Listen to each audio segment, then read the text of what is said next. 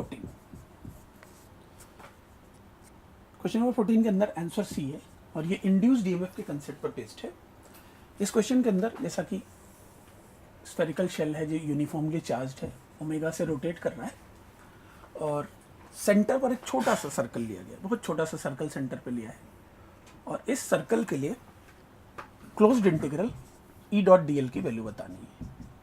Basically इस surface के लिए जो closed integral E dot D L होगा वो इस छोटे से एरिया में इंड्यूस्ड ईएमएफ के बराबर होगा। इंड्यूस्ड ईएमएफ की डेफिनेशन से अपन जानते हैं ये इंड्यूस्ड इलेक्ट्रिक फील्ड है, तो closed integral E dot D L जो होगा वो इसके इंड्यूस्ड ईएमएफ के बराबर होगा। तो अपना बेसिक टारगेट क्या है? अपना बेसिक टारगेट है कि हम इस छोटे से एरिया में इंड्यूस्ड ईएमएफ निकालें और इंड्यूस्ड ईएमएफ ये होता है D phi by D T. Area इसका फिक्स है पाई आर स्क्वायर, छोटा रेडियस है इसका, रेडियस की वैल्यू दे रखी है शायद आर पी बोल रखा है, तो एरिया तो इसका हो जाएगा pi R P square into D B by D T. ये इंड्यूस्ड ईएमएफ होगा। अब अपना टारगेट है D B by D T calculate करना। अगर D B by D T हम कैलकुलेट कर लेंगे, अगर हम D B by D T का कैलकुलेशन कर लेंगे, तो अगर अपन D B by D T का कैलकुलेशन कर लेंगे तो हम यहाँ से इंड्यूस्ड ईएमएफ का कैलकुलेशन कर सकते हैं। अब D B by D T यहाँ कैसे निकाला जाए, ये देखो। D B by D T निकालने के लिए हमें सबसे पहले यहाँ पे मैग्नेटिक फील्ड निकालनी पड़ेगी सेंटर पर और फिर उस मैग्नेटिक फील्ड को डिफरेंशिएट करना पड़ेगा। सेंटर पे मैग्नेटिक फील्ड निकालने के लिए मैं क्या कर रहा हूँ, केयरफुली ऑब्जर्व करना पड़ेगा। ये एक रिंग कंसिडर कर रहा हूँ। ये जो रिंग है, इस रिंग का जो एंगल बन रहा है सेंटर पर वो डी थीटा एंगल बना रही है। ये रिंग सेंटर पर जो एंगल बना रही है वो एंगल है डी थीटा। हम इस एंगल को थीटा एज्यूम कर ले रहे हैं और ये रिंग सेंटर पर डी थीटा एंगल बना रही है। इस रिंग की जो थिकनेस होगी वो आर डी थीटा के बराबर होगी। ये डी थीटा अगर है, रेडियस आर है, तो ये आर डी थीटा के बराबर होगी। और इस रिंग का रेडियस, इसका रेडियस, सर्कल का रेडियस आर है, तो रिंग का रेडियस हो जाएगा आर साइन थीटा। यहाँ से यहाँ तक जो है वो रिंग का रेडियस होगा और ये आर साइन थीटा के बराबर। अगर ये कैपिटल आर है तो ये आर साइन थीटा के बराबर होगा। अब इस रिंग के अंदर जो चार्ज भरा होगा डी क्यू, वो होगा charge per unit area into इस रिंग का एरिया, और इस रिंग का एरिया होगा 2 pi R sine theta into R D theta. ये इस रिंग का एरिया हो जाएगा। इस रिंग का जो सरकमफ्रेंस होगा वो 2 पाई आर होगा, जहाँ पर स्मॉल इसका रेडियस होगा आर साइन थीटा और इसकी थिकनेस हो गई आर डी थीटा, तो इस रिंग का एरिया हो जाएगा। ये चार्ज की वैल्यू आ गई। इस चार्ज की वजह से यहाँ पर इस जगह पर सेंटर पर जो मैग्नेटिक फील्ड होगी वो मैग्नेटिक फील्ड हम निकाल देते हैं। इस चार्ज की वजह से जो करंट होगा, अगर हम उसे डी आई बोलें तो होगा D Q into omega upon 2 पाई। ये इस चार्ज की वजह से करंट होगा और ये जो करंट एलिमेंट होगा, इस रिंग की वजह से जो करंट एलिमेंट बनेगा उसकी वजह से यहाँ पर जो मैग्नेटिक फील्ड होती है एक्सिस पर, रिंग के एक्सिस पर जो मैग्नेटिक फील्ड है उसका एक्सप्रेशन भी होता है अपने पास। जो मैग्नेटिक फील्ड होती है वो होती है mu naught upon 4 pi, mu naught upon 4 pi 2 M upon R cube. M की वैल्यू होगी आई ए, आई की जगह हो गया डी आई, और इसका एरिया जो होगा, इस लूप का जो एरिया होगा वो जाएगा pi into R sine theta का whole square. Mu naught upon 4 pi 2 M, M की जगह हो गया I A upon R square plus X square to the power 3/2। और अगर अपन आर स्क्वायर, ये आर है, आर साइन थीटा, ये एक्स है, आर कॉस थीटा, और अगर इन दोनों का स्क्वायर करेंगे तो ये इसके बराबर हो जाएगा डिवाइडेड बाई आर क्यूब।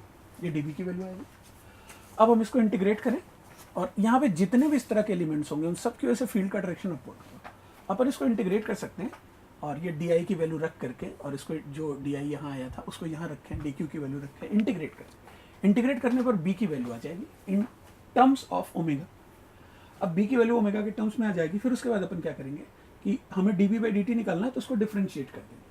और जब यहाँ D B by D T आएगा तो यहाँ D omega by D T का टर्म आएगा, और ओमेगा दे रखा है omega naught plus K T, तो D omega by D T की वैल्यू लिख करके सॉल्व करेंगे, तो सॉल्व करने पर आंसर इसका सी आ जाता है। ठीक है, यहाँ जो डी बी आया है सॉल्व करके इसकी वैल्यू जब निकालेंगे और फिर उसको डिफरेंशिएट करेंगे तो बाकी सब तो कांस्टेंट रहेगा, लेकिन डी ओमेगा वेरिएबल है, तो D omega by D T एक कांस्टेंट नंबर आ जाएगा। फिर उससे ये D B by D T की वैल्यू आ जाएगी, उसको यहाँ पुट करेंगे, पुट करने पर आंसर सी। आप इसको आगे कर सकते हैं integrate. Thank you. Question number 15, इसमें हमें इनकरेक्ट ऑप्शन चूज करना है। इनकरेक्ट ऑप्शन इसमें डी है और इसलिए डी आंसर किया है। अब कॉम्प्रिहेंशन को पढ़ा जाए तो जितने भी लॉज होते हैं, conservation of momentum, conservation of energy, conservation of angular momentum, वो सब वैलिड होते हैं इसके लिए। तो जैसे ए ऑप्शन है, nuclear reaction total relativistic energy is conserve, तो एनर्जी कंजर्व रहती है। Total number of nucleons conserve रहते ही हैं। सी पार्ट में कह रहा है nuclear reaction total linear and angular momentum must be conserve, वो भी कंजर्व रहता ही है, कॉम्प्रिहेंशन में लिखा हुआ है। डी पार्ट के अंदर कह रहा है in the Indo-energic reaction total kinetic energy provides for the rest mass energy, जबकि कॉम्प्रिहेंशन में लिखा हुआ है कि जो टोटल काइनेटिक एनर्जी होती है वो रेस्ट मास एनर्जी प्रोवाइड करती है और प्लस मोशन के लिए जो एनर्जी जरूरी है वो भी देती है। जो सेंटर ऑफ मास मूव करता है उसके मोशन के लिए एनर्जी देती है प्लस रेस्ट मास एनर्जी देती है। तो इसलिए डी ऑप्शन इनकरेक्ट हो गया, तो आंसर इसका डी हो जाएगा। ठीक है, थैंक यू। क्वेश्चन नंबर 16, इसका आंसर डी है। और इसमें जैसे पूरे कॉम्प्रिहेंशन के अंदर बताया गया है कि ये एंडोअर्जिक रिएक्शन स्टार्ट हो सकता है अगर 0.5 mu v1 square is greater than और इक्वल टू -q। उस कंडीशन में एंडोअर्जिक रिएक्शंस स्टार्ट हो सकते हैं। अब ये स्टार्ट होने की कंडीशन है, ऐसा जरूरी नहीं कि ये इसके बराबर हो जाएगा तो स्टार्ट हो ही जाएगा, स्टार्ट होने की कंडीशन है। तो इसके अंदर ए ऑप्शन तो गलत हो ही गया, बी तो खैर गलत है ही। ठीक है, अगर 2 डायमेंशन में पार्टिकल्स मूव कर रहे हैं तब ये एक्सप्रेशन वैलिड नहीं है। ये एक्सप्रेशन जो आया था वो 1 डायमेंशन के लिए आया था। और सी ऑप्शन में कह रहा है कि particles are allowed to move in 2 dimensional motion, इसलिए सी ऑप्शन भी गलत है। डी ऑप्शन के अंदर डी ऑप्शन सही, अगर आप पढ़ो तो इसमें लिखा हुआ है ना, projectile has exactly minimum kinetic energy for initiating the endoergic reaction and the reaction product will emerge from the reaction without relative motion between them. तो अगर एक सर्टेन लिमिटेड वैल्यू है काइनेटिक एनर्जी की, तो जो भी एक्स्ट्रा एनर्जी होगी centre of mass को मूव कराने के अलावा जो भी एक्स्ट्रा एनर्जी होगी वो एक्स्ट्रा एनर्जी इसके रेस्ट उसमें मास एनर्जी में कन्वर्ट हो जाएगी और पार्टिकल जो है वो बिना रिलेटिव मोशन के स्टार्ट मोशन करेंगे, बिना रिलेटिव मोशन के चलेंगे। ठीक, thank you. 20 answer is a.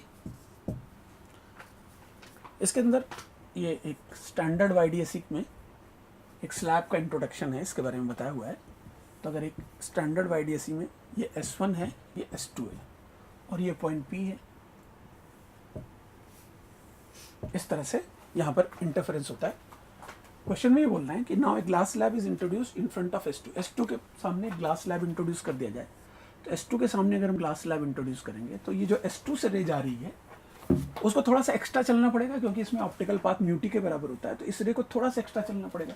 पहले से ही वो S2P माइनस S1P इतना एक्स्ट्रा चल ही रही थी, ये वाली जो रे है वो इतना एक्स्ट्रा जा रही थी और इसमें थोड़ा सा और एक्स्ट्रा इसको जाना पड़ेगा इसके ऑप्टिकल पाथ के डिफरेंस की वजह से।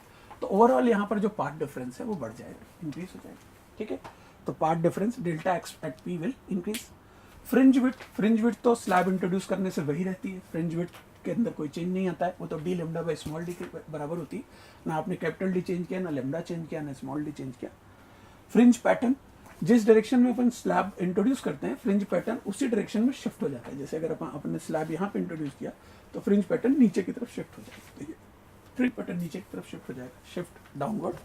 ठीक है, और number of fringes between O and P, O और P के बीच में जो नंबर ऑफ फ्रिंजेस हैं, आपने फ्रिंज विड्थ तो चेंज नहीं करी है, फ्रिंज विड्थ उतनी है, तो number of fringes over P के बीच में उतनी रहेंगी जितनी थी।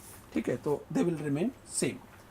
तो S के अंदर हो जाएगा आंसर 3 हो जाएगा, और बाकी R के अंदर 2 हो ही जाएगा, Q के अंदर 3 हो जाएगा और P के अंदर 1 हो जाएगा।